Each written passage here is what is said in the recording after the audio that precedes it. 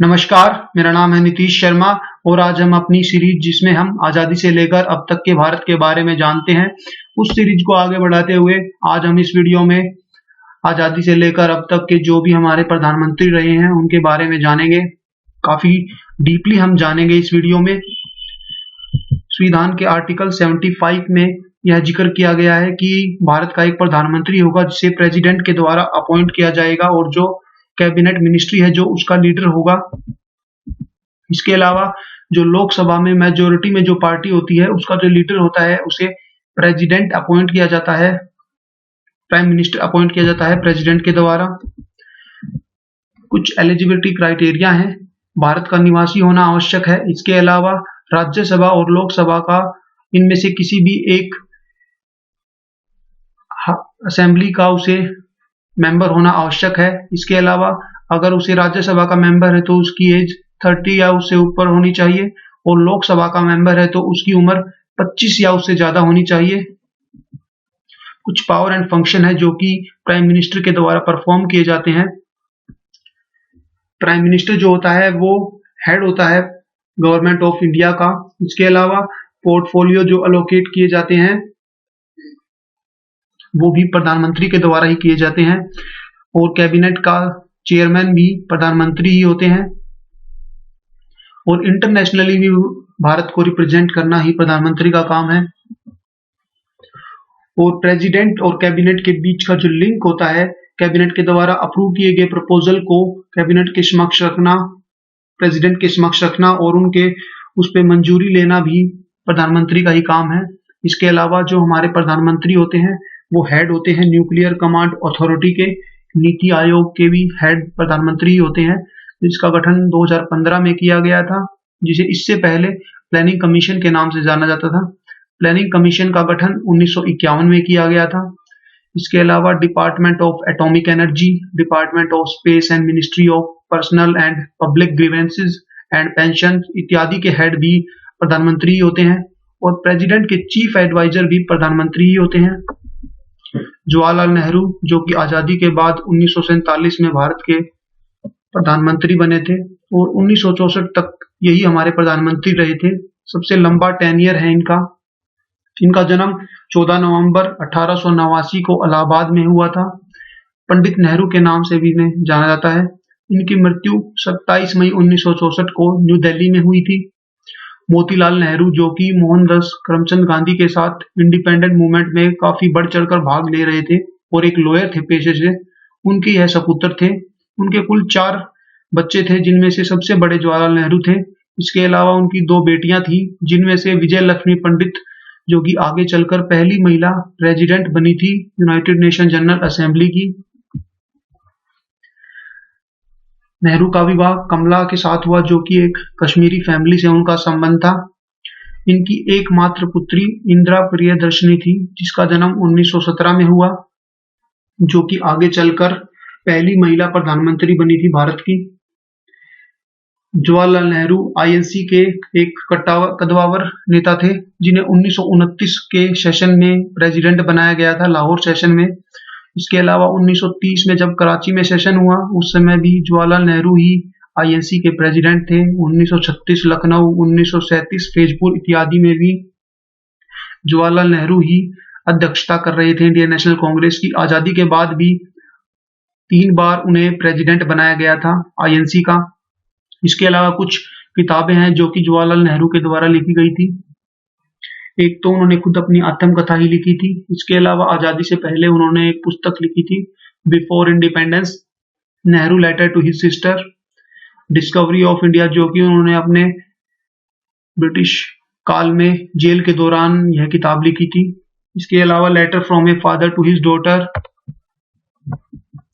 गुलजारी लाल नंदा जो कि जवाहरलाल नेहरू की मृत्यु के पश्चात एक एक्टिंग प्रेसिडेंट बने थे। इसके अलावा लाल बहादुर शास्त्री की मृत्यु के बाद भी इन्हें एक एक्टिंग प्रेसिडेंट बनाया गया था। इनका जन्म सियालकोट पंजाब में हुआ था जो कि आज के दिन पाकिस्तान में आता है। महात्मा गांधी के नॉन कोऑपरेशन मूवमेंट में भी ये उनके साथ थे। उस दौरान ये 2 बार जेल में भी गए थे। इसके अलावा इंटरनेशनल लेबर कॉन्फ्रेंस जब जेनेविया स्विट्जरलैंड में हुई थी, उस समय भी इन्होंने भारत को रिप्रेजेंटेशन किया था। 1957 में जवाहरलाल नेहरू के कार्यकाल के दौरान इन्हें labour employment and planning minister भी बनाया गया था। इसके अलावा इन्हें 1970 से 71 तक मिनिस्टर ऑफ रेलवे भी बनाया गया था। 1997 में गुलजारी लाल नंदा को भारत रत्न दिया गया, जो कि भारत का हाईएस्ट सिविलियन अवार्ड है। लाल बहादुर शास्त्री, इनका जन्म 2 अक्टूबर 1904 मुगल सराय उत्तर प्रदेश में हुआ था। इनकी मृत्यु 11 जनवरी 1966 को ताशकेंट उज्बेकिस्तान, जो कि यूएसएसआर का पार्ट था उस समय, वहां पर इनकी मृत्यु हुई थी। यह भारत के प्रधानमंत्री 1964 से 66 तक रहे थे। जवाहरलाल नेहरू की मृत्यु के पश्चात जब गुलजारी लाल नंदा को एक्टिंग प्रेसिडेंट बनाया गया था, उसके बाद जो पहले इलेक्शन हुए थे उनमें लाल बहादुर शास्त्री चुन कर आए थे। इनका जो सरनेम है लाल बहादुर है, शास्त्री है, जो कि इन्होंने यूपी के काशी विद्यापीठ विद्यालय से इन्होंने ग्रेजुएशन प्राप्त की थी। वहां से ग्रेजुएशन प्राप्त करने वाले विद्यार्थियों को टाइटल दिया जाता था शास्त्री, जिसके कारण इनके नाम के पीछे शास्त्री लगाया गया। इनकी मृत्यु हार्ट अटैक से हुई थी, जब ये एक नो वार एग्रीमेंट साइन करने के लिए गए हुए थे। अयूब खान, जो कि पाकिस्तान के प्रेसिडेंट थे, उनके साथ सिग्नेचर करना था इनको, तो वहां इनकी यूएसएसआर में इनकी मृत्यु हो गई थी हार्ट अटैक के दौरान। इंदिरा गांधी, जो कि भारत की पहली महिला प्रधानमंत्री बनी, जिनका बर्थ नेम इंदिरा प्रियदर्शनी था। इनका जन्म 19 नवंबर 1917 को इलाहाबाद में हुआ था। इनकी मृत्यु 31 अक्टूबर 1984 को न्यू दिल्ली में हुई थी। और 3 लगातार टर्म तक 1966 से 77 तक ये भारत की प्रधानमंत्री रही थी। और इनका चौथा टेन्योर 1980 में शुरू हुआ था, और जो कि 1984 में इनकी मृत्यु के साथ ही समाप्त हुआ। 1942 में इन्होंने फिरोज गांधी से शादी की, जिनकी मृत्यु 1960 में हो गई, जो कि इनके फेलो मेंबर थे, पार्टी में आईएनसी के ही सदस्य थे, जिनसे इनके 2 पुत्र हुए, राजीव गांधी और संजय गांधी। 1959 में इन्हें कांग्रेस पार्टी का प्रेसिडेंट बनाया गया था।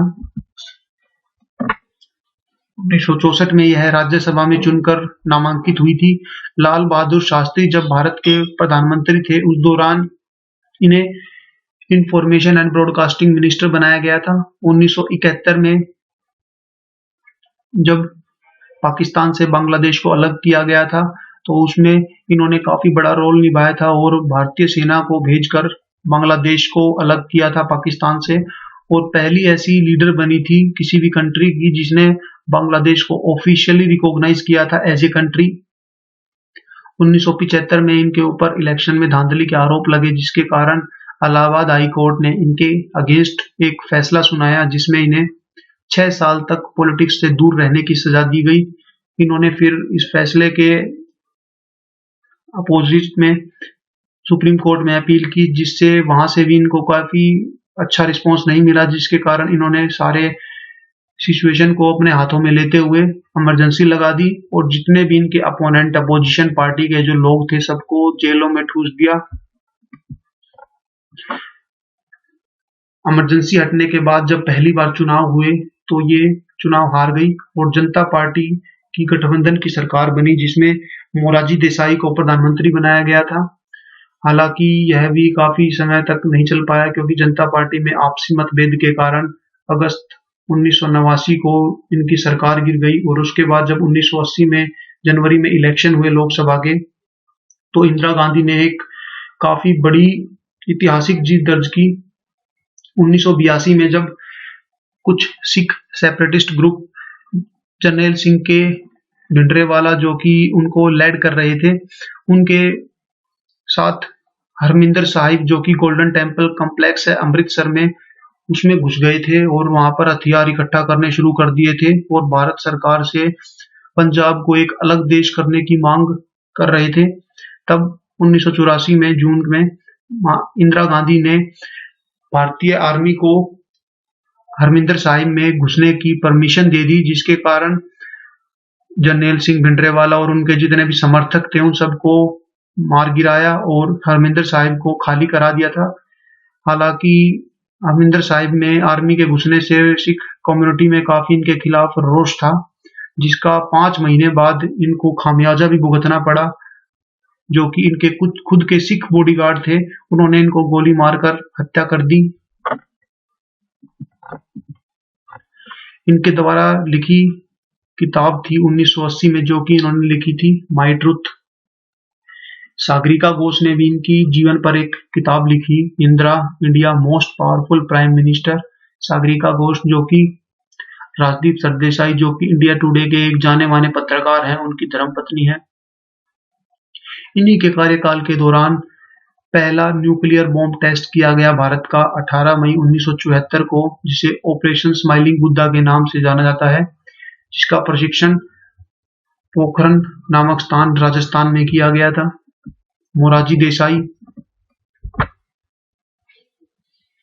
जो कि भारत के पहले ऐसे प्रधानमंत्री थे जिनका संबंध इंडियन नेशनल कांग्रेस से न होकर किसी और पार्टी से था। इनका जन्म 29 फरवरी 1896 को गुजरात में हुआ था।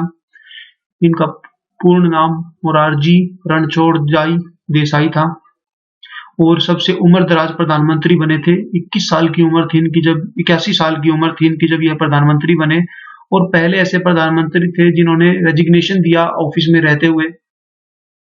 1956 में जवाहरलाल नेहरू के टेन्योर में यह कॉमर्स और इंडस्ट्री मिनिस्टर भी रह चुके थे। 1963 तक यह इंडस्ट्री और कॉमर्स मिनिस्टर रहे। उसके बाद इन्होंने रिजाइन कर दिया था। 1967 में इन्हें उप प्रधानमंत्री भी बनाया गया था। चौधरी चरण सिंह, जिनका जन्म 1902 दिसंबर 23 नूरपुर उत्तर प्रदेश में हुआ था, जो कि भारत के प्रधानमंत्री रहे 1989 से 80 तक, और पहले ऐसे प्रधानमंत्री हैं जिन्होंने एक भी पार्लियामेंट का सेशन अटेंड नहीं किया, क्योंकि इनका टेन्योर ही इतना छोटा था कि कोई भी पार्लियामेंट का सेशन उस दौरान था ही नहीं। इसके अलावा यह उत्तर प्रदेश के मुख्यमंत्री भी रहे 1967 से 68 और 70 में भी यह उत्तर प्रदेश के चीफ मिनिस्टर रहे थे। इसके अलावा यह मोरारजी देसाई के कार्यकाल के दौरान होम मिनिस्टर भी रहे थे 1977 से 78 तक, और उप प्रधानमंत्री रहे थे 1989 में, जब देसाई की एक गठबंधन की सरकार चल रही थी। राजीव गांधी, जो कि इंदिरा गांधी की मृत्यु के पश्चात 1984 में इन्होंने प्रधानमंत्री की शपथ ली थी, और 1989 तक, जब तक इनकी मृत्यु ना हो गई, तब तक यह भारत के प्रधानमंत्री रहे थे और सबसे यंगेस्ट प्रधानमंत्री रहे भारत के। 40 साल की उम्र में प्रधानमंत्री बने थे यह। इनका जन्म 20 अगस्त 1944 को बॉम्बे में हुआ था। हालांकि यह प्रधानमंत्री और पॉलिटिक्स में जाना नहीं चाहते थे, ये एक पायलट बनना चाहते थे, और ये इंग्लैंड जाकर कमर्शियल पायलट का लाइसेंस भी लेके आए थे, और वहीं पर इनकी मुलाकात इनकी पत्नी सोनिया से हुई थी। और 1968 में जब यह भारत लौटे तो ये इंडियन एयरलाइंस में एक कमर्शियल पायलट के रूप में कार्य भी कर रहे थे। हालांकि इनके भाई संजय गांधी की मृत्यु के पश्चात इन्होंने पॉलिटिक्स में एंट्री की थी, और 1981 में ये लोकसभा में चुनकर आए थे और इंडियन यूथ कांग्रेस के मेंबर बने थे, और 1984 में एक बहुत बड़े बहुमत के साथ इन्होंने अपनी सरकार बनाई थी। 1991 में मई में जब यह कैंपेनिंग के लिए तमिलनाडु गए हुए थे अगले दौर के इलेक्शन के लिए, तो तमिल टाइगर की एक महिला ने एक गुलदस्ते में बॉम्ब रख के इनको मौत के घाट उतार दिया, जिसमें लगभग इनके अलावा 16 और लोगों की मृत्यु हो गई थी। ये इन पर अटैक क्यों किया गया, इसके कारण है कि तमिल टाइगर, जो कि श्रीलंका का एक एक्सट्रीमिस्ट ग्रुप था, वहां पर 1984 से 90 के दौरान काफी एक्सट्रीमिस्ट एक्टिविटी थी, जिसके कारण श्रीलंका के जो प्रधानमंत्री थे उन्होंने भारत सरकार से सहयोग मांगा था, जिसके कारण भारत सरकार ने अपनी आर्मी को वहां पर डिप्लॉय किया था, जिससे वहां के जो ये तमिल टाइगर ग्रुप के लोग थे ये भारत की सरकार से काफी नाराज थे। उसी का बदला लेने के लिए इन्होंने राजीव गांधी को मौत के घाट उतार दिया। वीपी सिंह विश्वनाथ प्रताप सिंह, जिनका जन्म 25 जून 1931 को इलाहाबाद में हुआ था और यह भारत के प्रधानमंत्री 1989 से 90 तक रहे थे।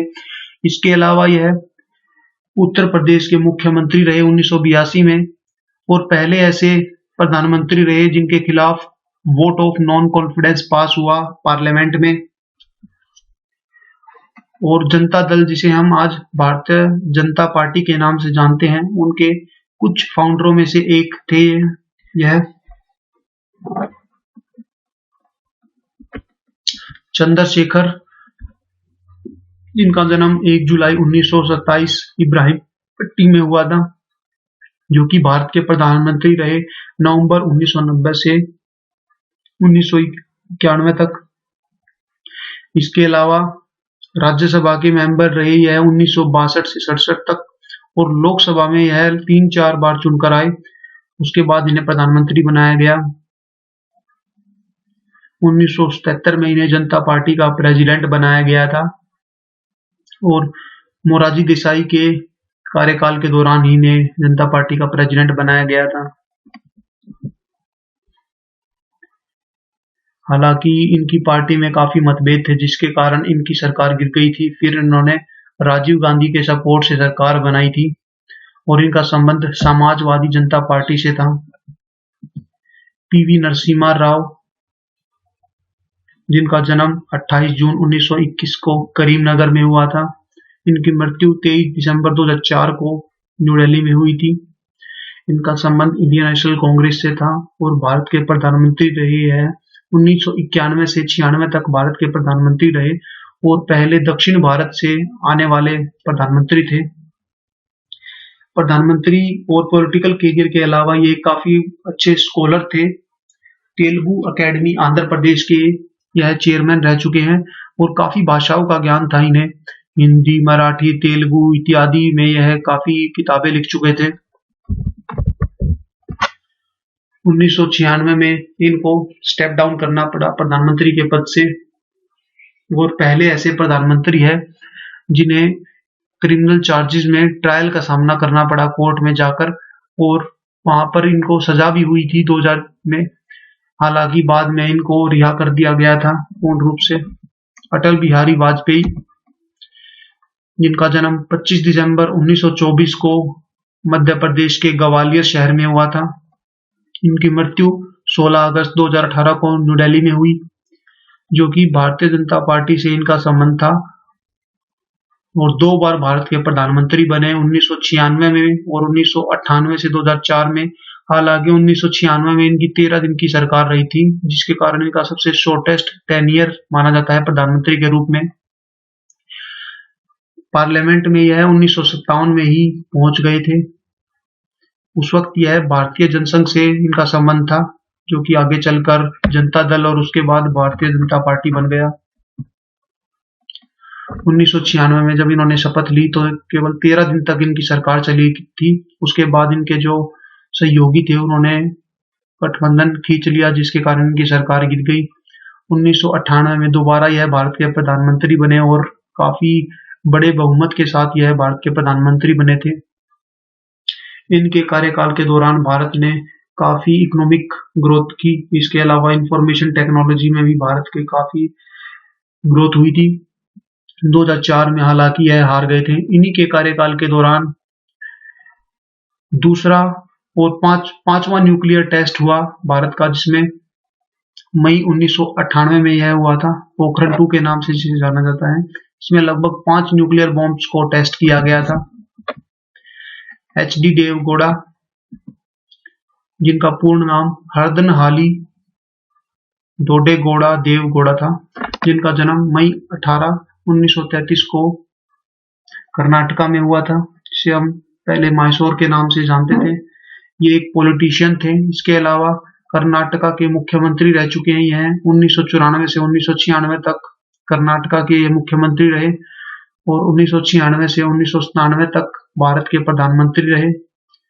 11 अप्रैल 1997 को देवगौड़ा के खिलाफ नॉन कॉन्फिडेंस मोशन पास हुआ लोकसभा में, जिसके कारण इनकी सरकार गिर गई और उस दौरान जो इनके एक्सटर्नल अफेयर मिनिस्टर थे इंद्र कुमार गुजराल, उनको कोalition गवर्नमेंट के द्वारा अपना लीडर चुना गया और उन्हें प्रधानमंत्री बनाया गया। इंद्र कुमार गुजराल, जिनका जन्म झेलम में हुआ था, जो कि आज के दिन पाकिस्तान में है। 4 दिसंबर 1919 को इनका जन्म हुआ था और इनकी मृत्यु गुरुग्राम, भारत में हुई थी। इनका टेन्योर 1997 अप्रैल 21 से लेकर मार्च 1998 तक रहा था। जब इंदिरा गांधी ने इमरजेंसी लगाई थी, उस दौरान यह इंफॉर्मेशन एंड ब्रॉडकास्टिंग मिनिस्टर थे और सरकार के द्वारा दबाव बनाया गया कि इनके ऊपर कि जो जर्नलिज्म होता है, न्यूज वगैरह, बुलेटिन वगैरह, उनको सेंसर किया जाए और सरकार के विरुद्ध खबरें ना छापी जाएं, जिससे इन्होंने मना कर दिया और जिसके कारण इनको अपनी पोस्ट से रिजाइन करना पड़ा था। बाद में इनको सोवियत यूनियन का एम्बेसडर बनाया गया 1976 से 80 तक। इसके अलावा इनके खिलाफ लोकसभा में नॉन कॉन्फिडेंस मोशन पास हुआ, जिसके कारण इनकी सरकार गिर गई। मनमोहन सिंह, जिनका जन्म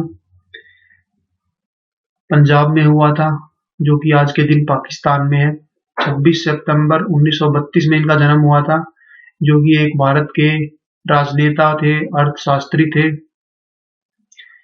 भारत के प्रधानमंत्री रहे हैं 2004 से 2014 तक और पहले ऐसे प्रधानमंत्री थे जिनका संबंध सिख कम्युनिटी से था।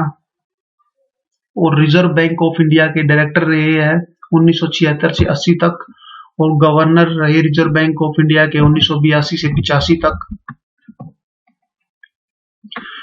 इनके टेन्योर के दौरान जब इन्होंने स्टार्टिंग की थी, उस दौरान भारत की आर्थिक स्थिति काफी खराब थी, जिसके कारण इन्होंने जब शपथ ली तो इन्होंने एलपीजी का लिबरलाइजेशन, प्राइवेटाइजेशन और ग्लोबलाइजेशन का एक फॉर्मूला दिया, जिसके कारण भारत की इकोनॉमी में काफी तेजी आई थी। 1991 में राज्यसभा में चुने गए थे और फाइनेंस मिनिस्टर 1996 में इन्हें बनाया गया था और लोकसभा में 1999 में यह थे।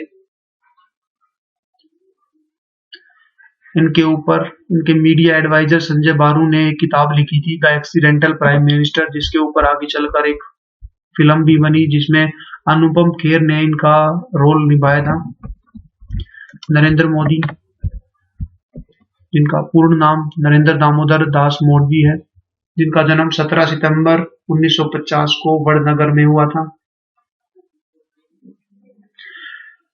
ये भारत के प्रधानमंत्री 2014 में बने थे और आज के दिन तक यह भारत के प्रधानमंत्री हैं। 2019 में फिर से यह प्रधानमंत्री बने। इसके अलावा लगातार 3 टेन्योर इनके गुजरात के मुख्यमंत्री के रूप में रहे। 2001 से 2014 तक गुजरात के मुख्यमंत्री रहे थे यह। इनका संबंध राष्ट्रीय स्वयंसेवक संघ से भी है, जो कि एक हिंदू समर्थक ऑर्गेनाइजेशन है। 1970 में इन्होंने आरएसएस को ज्वाइन किया था। 1987 में इन्होंने बीजेपी को ज्वाइन किया और जनरल सेक्रेटरी बनाए गए थे यह गुजरात ब्रांच के। और पहली बार 2002 में यह इलेक्शन में चुनकर आए थे। हालांकि इनके मुख्यमंत्री के टेन्योर को काफी क्रिटिसाइज भी किया जाता है, क्योंकि इनके जब इन्होंने मुख्यमंत्री पद की शपथ ली थी, उसके कुछ महीने बाद 2002 में गुजरात में काफी बड़े कम्युनल दंगे हुए थे, जिसके कारण लगभग 1000 लोगों की मृत्यु हो गई थी, जिसमें ज्यादातर मुस्लिम कम्युनिटी के लोग थे। ये दंगे हालांकि जब शुरू हुए थे, उस दौरान कुछ ट्रेन में Hindu passenger Godhra train station पर थे, जिसमें आग लगा दी गई थी। उसी के बाद यह दंगे भड़के थे। 2005 में यूनाइटेड स्टेट्स ने इनके डिप्लोमेटिक वीजा को डिक्लाइन कर दिया था। इनको रिस्पॉन्सिबल माना था 2002 के दंगों का, और यूके ने भी इनको काफी क्रिटिसाइज किया था इनके 2002 के इनके जिस तरीके से इन्होंने हैंडल किया था। जून 2014 में मोदी को बीजेपी को अपने 2014 के कैंपेन के लिए चुना गया।